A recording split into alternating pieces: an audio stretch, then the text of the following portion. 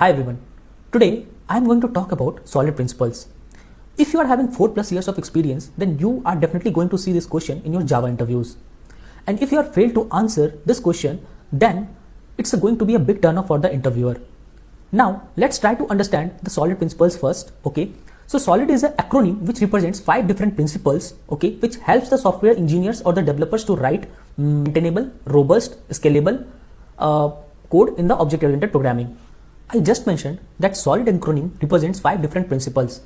So in solid, each letter represents a principle, where S represents for single responsibility principle, O represents for open and closed principle, L represents for scope substitution principle, I represents for interface segregation principle, and D represents for dependency of inversion.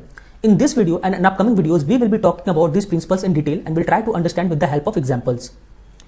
In this video, we will be talking about single responsibility principle and we will be seeing what this principle is all about. So, single responsibility states that a class should have only one reason to change. Or in if easy language, I say that it says that a class should have single responsibility to perform.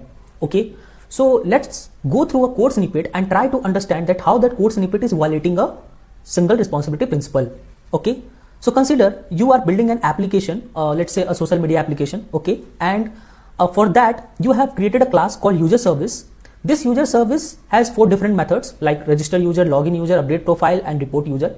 So on high level, this user service deals with the authentication of a user, as well as it let the user to update their profiles, as well as it helps user to report on any other user. So these all 4 different capabilities are provided by this user service.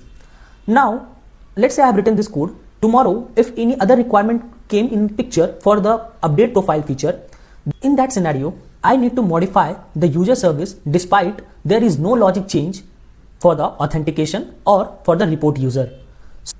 Why this is happening? Because user service is taking care of several responsibilities. It is dealing with the authentication and it is dealing with the reporting of a user as well as the profile update. So let's see how we can convert this code into a code which is basically a SRP compliant. Okay.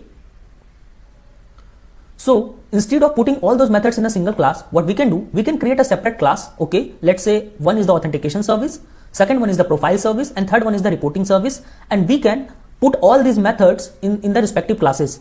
Say tomorrow, if we need to update any logic regarding the authentication, we will just need to modify the authentication service class.